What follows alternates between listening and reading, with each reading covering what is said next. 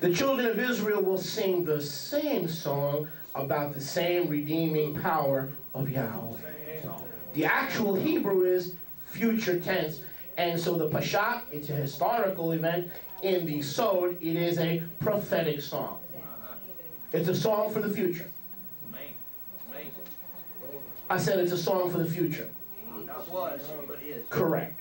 It is a song for the future. One of the most revered, and listen carefully because it's going to be a very short message, so if you're going to get anything out of it, you're going to have to listen. Right. One of the most revered Jewish commentators known as Rashi. Not rash, like arm rash, but Rashi. Okay, and Rashi is an acronym for the famous French rabbi who lived in approximately 1180 CE, Rabbi Shlomo Yitzchaki, known in short, in reverent terms, as the Rashi. You cannot buy a Stone's edition Jewish Bible without Rashi's commentary on the bottom. And the ones that don't carry Rashi say, for further understanding, further information, see Rashi. Okay? So the ones that don't talk about Rashi refer you to Rashi. And so this is what Rashi had to say. He interprets this Hebrew, yashir, meaning to sing. Hello? Ashiru leYahweh ki ga'aga susu lechod rama bayad. Az v'zimrat Yah vayhi li leshua. Yah is my strength and my song. He has become my deliverance. In the prophetic sense, Rashi says, to sing, or yashir, has the implication of the song that will be sung, listen, at the dawn of the Messianic age by, listen, by the Messiah as he brings back the dead.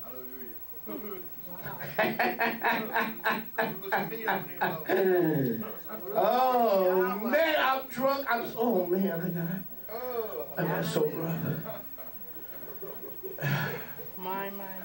This is a messianic song, and according to Jewish tradition, legend, and the revered Rashi, this is the way Moshiach will raise the righteous, saved, blood-washed dead. Come on. When Yeshua calls us out of the grave, it's going to be, I will sing unto Yahweh, for he is triumphed gloriously, the horse and rider thrown into the sea. Because Moshiach will take death, hell, and the grave and throw it into the sea of his forgetfulness, and the righteous shall live, for the hour is coming, and now is, when the dead in Messiah will hear the voice of the Son of Yahweh, and those who hear shall rise and live unto everlasting life. Hallelujah.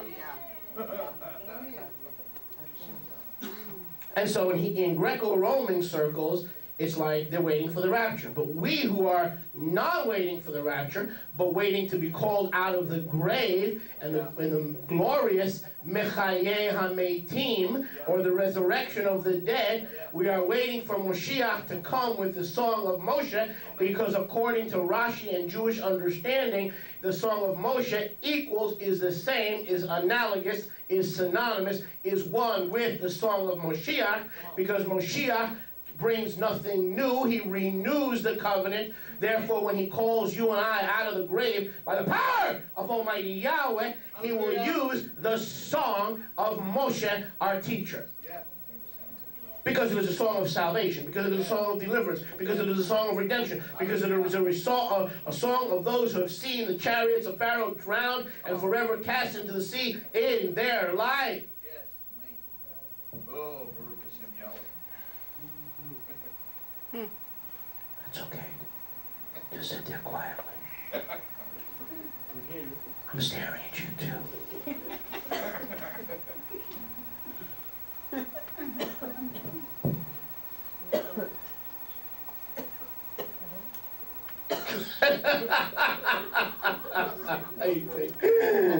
Oh my. Okay. Hallelujah. Watch this. The Talmud says, listen, and we don't use the Talmud to teach the word of Yahweh, but if there's something in there that confirms the word of Yahweh. It's interesting. Listen to this. The Talmud says, from the day that Yahweh created the world until this moment, listen, no one has sung praises to Yahweh after his own heart, the way he wants it. Something in our praise falls short. Something in our worship falls short. Something in our adoration falls short. According to this, until the Moshiach comes with the song of Moshe and the dead rise, the joy and the melody and the victory will not be complete. That's right. Oh, hallelujah. Yahweh is not into the Billboard Top 50. He's got the same song yesterday, today, and yea, even Yahweh. forever. And it is a song of salvation. It is a song of deliverance. It is a song of redemption. And it's not that the theme of Rosh Chodesh. The theme of Rosh Chodesh is what? Atonement and redemption. Yes, man. It's not a Shabbat. Hello? Yeah. It's not a Moed. Yes. What is it? What is It is a time of gladness. It is a time of victory. It is a time of redemption. Yes. It is a time of deliverance. Hallelujah. A joyous time. Amen. It says, from the day Yahweh created the Olam, no one has sung the praises to Yahweh after his own heart. Not Adam after creation. Not Abraham after killing. His son. Yitzhak, when he was spared the knife, or when he undercame the knife, I should say. Not Yaakov wrestling with the Malach, but when Israel came to the sea and it parted, he sang this song, and according to Jewish understanding, Yahweh said, now this is the song I've been waiting for. Amen. Because it is a song of deliverance. It is a song of power. It is a song of redemption. It is a song of being set free from the bondage of Egypt, which we know in the spiritual is the bondage to sin. Yes. When you can control sin, you are a free man, my friend. When you can control sin, when you can say no to lust, when you can say no to homosexuality, when you can say no to the opposite sex and lust and whatever it is, narcotics or lying or deceitfulness, when your flesh wants to take you into captivity. Yes. And you can say no to it Monday, Tuesday, Wednesday, and you lord it over your flesh. Bring your flesh into submission. You're a set free man or woman. Yahweh. Oh, that's good. That doesn't mean we're not tempted. It means we lord it over our flesh. We bring our flesh into subjection, according to 1 Corinthians 9, lest we are like boxers or who beat the air and strike at nothing or run the race. Don't you know that all run the race, but only one runs to obtain the crown? Only one winner. Rav Shaul said, I beat my body into subjection, lest after I have preached to others, I myself should become a castaway. Wow. How do you handle the opposite sex? And how do you avoid temptation? You don't look, Bubba. Job 31:31. I have made a covenant with my eyes, that I may not sin against thee. Man, you got to make a covenant with your eyes. And some of you ladies need a covenant too. Turn to a lady near you and say, you may need a covenant also. You already got a covenant. You are set. You already. So according to Jewish legend and Jewish lore and Jewish understanding, it says, listen, that Yahweh did not receive song, did not receive adoration, did not receive the praises of man until that moment when Moshe crossed the Sea of Reeds and led free a captive people who knew him as Yahweh the Savior, Yahweh the Deliverer, Yahweh Meshichenu v'Goalenu v'Ozreinu v'Tzidkenu. They knew him as the Deliverer, and when and only when and then you know him as the Deliverer, then you can sing, and Yahweh says, with that song,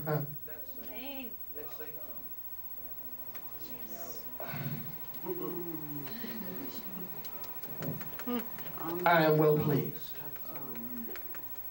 Yahweh wants to hear the songs of redemption sung back to him. Redemption songs. Redemption songs. That's all he wants to hear. Redemption songs. So Rashi said that Moshiach will not just come with somebody's shofar. He will come with the shofar of Malach, or of Gabriel, the angel or the Malach of communication. So it'll be the trump of Elohim. Amen? He's not coming in his own authority. He's coming in his Father's authority. He's not coming to do his will. He's coming to do his Father's will. What makes you think that he's going to raise the dead with his own power, with his own formula, with his own song? No, nay. Now, rather, there was only one song, and it is a song of eternal redemption. It was first introduced to us as Israel by Moshe, our teacher, and it'll be the very same note that will sound when we wake up from the dead and our spirit is reunited with our glorified physical body. And that time, it will be the song of Moshe that will reckon us and beckon us into Yahweh's eternal kingdom, somebody. Come on. Yahweh. All our worship, all our singing, all our praise, all our adoration, the sages of Israel teach, fall short. Yeah. And it's amazing how Brian brought that to us. Go down, Moshe, tell old Pharaoh, let my people. That's amazing. I mean, that was the Ruach HaKodesh putting this meeting together. It was me. Because I had nothing figured out today. Oh, man. Lift it out. Matter of fact, in addition to food withdrawal, I was having football withdrawal. No more food. No more Super Bowl. Bowl, super, bien, gone. Now what do I do for football? I don't. I actually have more time to read my Bible. Woo! Different kind of dinner. Israel came to the sea. Now listen to this. According to Rabbi Nehemiah, Moshe, listen, and the Israelites sang this song together. Rabbi Akiva suggests that Moshe sang it line by line and the people repeated. So those of you who want to know why we do liturgy, it's just like our Savior. We believe this is the song of Moshe, but we don't believe Israel just sat there and listened to the song of Moshe. We believe that they repeated line by line, stanza by stanza, and so it was a collective worship, a collective thanksgiving of redemption and adoration and thanking Yahweh, because that was not just in the Pashat, a song of the moment. Turn to your neighbor and say, it wasn't just a song of the moment. It wasn't just The song of the moment. Canto de momento. It was a song for the age. Ooh, hallelujah. And until you and I learn how to sing the song of Moshe, maybe some of our worship will not be fully acceptable to the Father. Maybe it won't be fully acceptable to the King. Because the song of Moshe is a song of redemption and freedom from slavery of sin. When you appear before Yahweh as a free man, the Father is well pleased. Then he looks at you and he says, this is my beloved son, this is my beloved daughter, in whom I am well pleased. See, when we worship Yahweh according to the song of Moshe, we do it collectively like the people. Moshe teaches us the song and we sing his song. We do it collectively as a nation before the Father. Can we talk? I mean, I know it's a short service, so we can't get too caught up in talking, but can we talk? Okay, most congregations and coming out of the Sunday system, it's like sing the song whatever the Ruach gives you. And gives you a new song. So they're singing songs about the blood and the blood and the blood and the blood. That's nice, but that's not the song of Moshe, is it? No. The song of Moshe is more than just the blood. Thank Yahweh for the blood of Yeshua. Baruch Hashem Yahweh for the blood of Yeshua. But it's more than that. It is, the blood of Yeshua is not an end in itself as it is in the church system. It is the means to an end. It is the means to get you where you want to get. We are redeemed by his blood, but Romans 5:9 says we are saved by his life. Can we talk? We've been talking. Technically, you know that whole Christian deal, we're saved by the blood? That's not accurate. There's not one word in the Brit Hadashah that says you're saved by the blood. Do you know that? Go to Romans, don't look so holy now, I'm going to come slap you upside the head. Go to Romans 5:9. Hallelujah. Go to Romans 5:9. Go to Romans 5:9. I'll prove it to you. Go to Romans 5:9. No, I'll give you a chocolate kiss. I'll give you a Hershey kiss. Romans 5:9. I gotta prove it, gotta back it up with the word, Verse 9. Much more than, listen, having been declared righteous or saved by his, declared righteous by his blood, we shall be saved from wrath through him. If being enemies, we were restored to favor with Elohim through the death of his son, how much more being restored to favor shall we be saved by his life? Hallelujah. We are not saved by the blood, we are restored by the blood. We are redeemed by the blood. We are atoned for by the blood. We are not saved by the blood. It says it right here. You can still look at me holy, I don't like that. Look at the end of verse 10. It says we are saved